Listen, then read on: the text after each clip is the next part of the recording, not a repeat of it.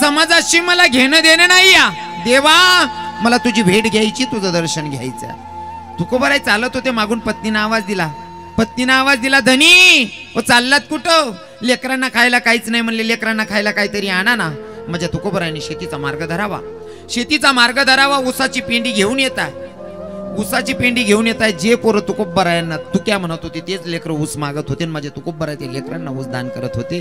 पत्नीनं बघितलं, बैग काही माणूस आहे, स्वतःची लेकरं उपवाशी पोटी मरायला लागली, दुसऱ्याची लेकरांना ऊस दान करतोय. म्हणले बाई या माणसाला काही संसाराची काळजीच नाही. म्हणले ओट्यावर आले तुकोबाराय, हातामध्ये 2 ऊसाचे टिपरे पडलेले आहेत.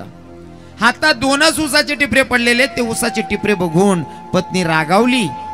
तुकोबारायांना नाही बोलत, देवाकडे बघितलं आणि देवाला शिवी घातली. देवा, मेल्या काड्या सावड्या, अरे रणकी व तुझी, पार माझ्या नवऱ्याला बेड करून ठेवलं ग भैया देवानं. काय म्हणली माय? देवाला शिवी घातली. मेल्या काड्या सावड्या, अरे रणकी व तुझी, पार माझ्या नवऱ्याला बेड करून ठेवलं ग भैया देवानं.